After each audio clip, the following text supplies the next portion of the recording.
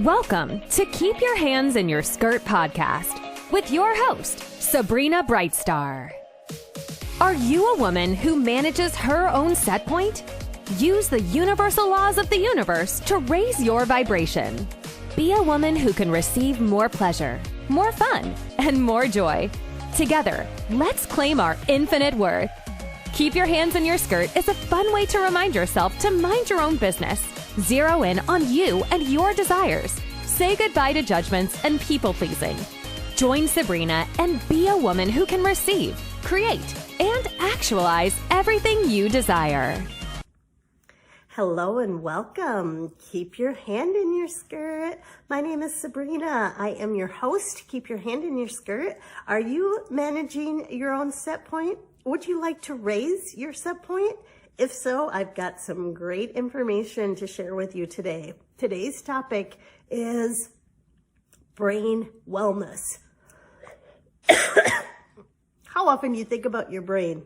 Do you know what your brain looks like? Did you realize that every day your choices, your decisions, your thoughts, the foods you eat, the activities you do, all of those things affect the health of your brain? And all of your choices, all your decisions are either improving the health of your brain or they're going in the opposite direction. It's decreasing the health of your brain. I am recently getting over a cold, so please excuse me. I just wanted to share, though, really quick, what has my heart so excited? And my heart has been so excited. I love Shetty. I know most of you love Shetty. He's just a fantastic human being. And what I like about what he is doing is he talks about so many practical things you can do on a day-to-day basis for a good quality life, right? So whether it's about money, whether it's about love, whether it's about your body, whether it's about your work, he just really studies how to do daily practices, how to have awareness of information to have a better quality life. He's a practical guy, which is really nice because so many people in the spiritual community, like they're always trying to leave the body, right? As a multidimensional being, I love to do my multidimensional play dates, traveling, quantum jumping, right? Accessing different timelines, different frequencies. That's super, super fun. But so much of that is energetic work. It is leaving the body work. So getting back into the body excites me. Being anchored and being really, really present in your body and really, really aware of your thoughts, that dazzles me. So I recently heard Jay talk to the gentleman who wrote this book called Change Your Brain, Change Your Life. Change your brain, change your life. I think that's so cute because in one of my courses I teach on SabrinaBrightstar.com, I made up a little jingle about change your set point, change your life, change your set point, change your life. So then when I see this book, I want to add my little jingle to his title, Change Your Brain, Change Your Life, right? And this book is by Dr. Daniel Amen. So I wanted to share with you just a couple little things you can do on a daily basis that will change your set point. Like it really will raise your vibration. So one of the things that really impressed me is the information about mental well-being, right? Most people have had different times in their life, different seasons or cycles where their mental well-being really takes a hit, right? You can have more anxiety, you can have depression, you can be fatigued, you can be lethargic, you can lack motivation, you can lack self-discipline. And of course, medicine has been really helpful. You know, from my own personal story, if you heard, in the fall of 2022, I had 2 surgeries, double knee replacement. And during that time, so many, unbeknownst to me, I was engaging in so many activities or lack of activities that was decreasing the wellness of my brain. So the health of my brain was decreasing. And my emotional set point changed. I was crying a lot. I was just feeling so much sadness. I was just really down. Like it was heavy and dark times for me. So I reached out and I got antidepressant.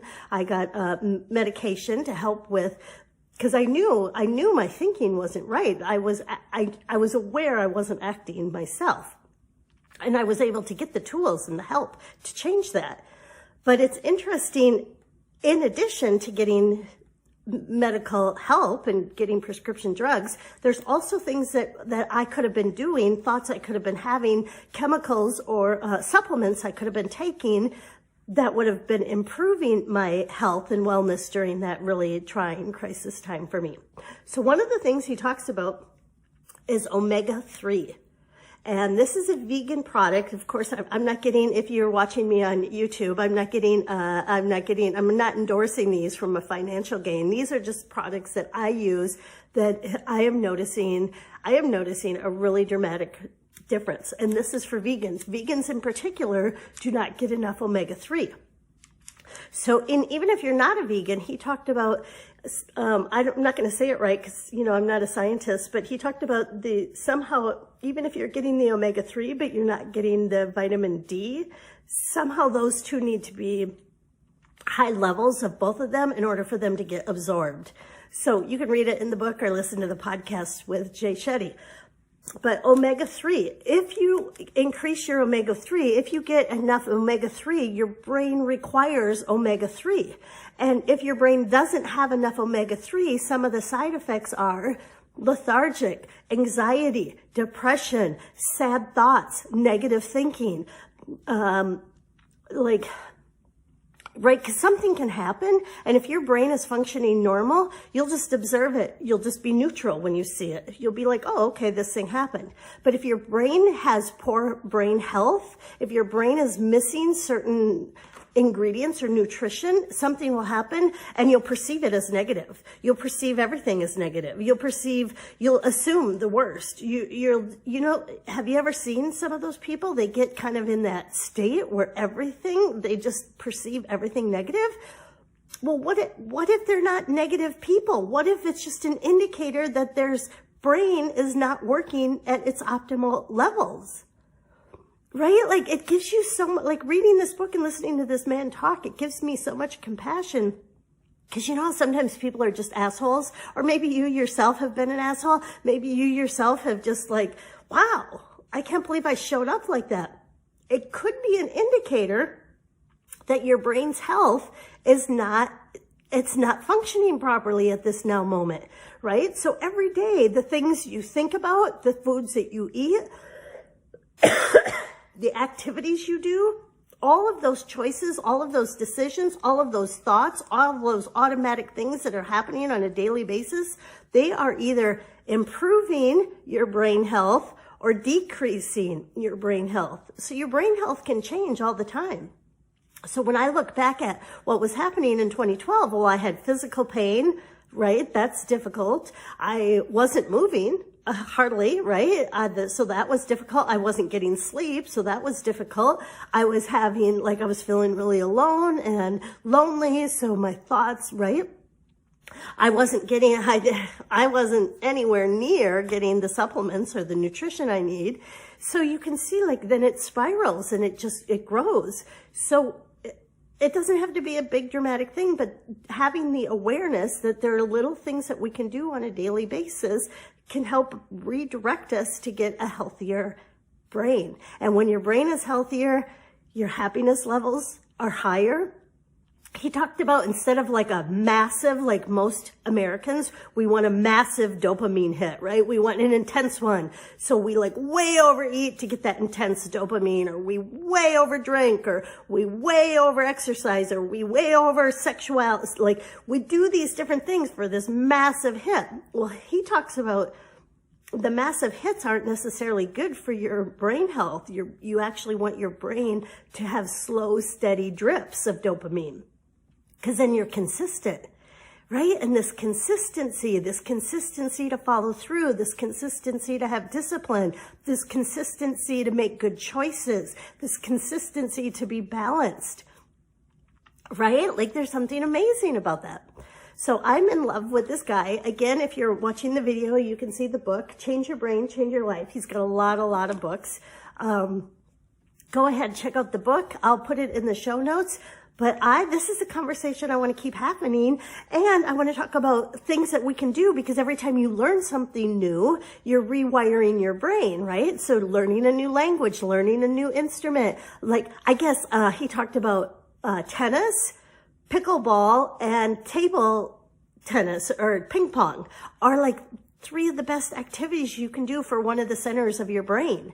Because of, I don't know why, big word, but I heard, so I'm going to start pickleball next week. I reached out, and there's a place in my community where they have ping pong. I love ping pong. So I can go have fun, I can meet new people, and I can improve the health of my brain. How does it get better than that? I am excited, and it's working. My energy levels are so high. I'm coming off of being sick, but my energy levels are so high because I'm doing these tiny little things in my day-to-day life, because now I have the information, now I have the awareness, now I'm making the choices, and it's changing my set point. So thanks for listening, and I look forward to talking to you the next time. Manage your own set point. Use tools to change your vibration. Raise your set point. Thank you for listening to the Keep Your Hands in Your Skirt podcast. Make sure to subscribe and please leave a review. We really appreciate that effort, and we'll catch you in the next episode.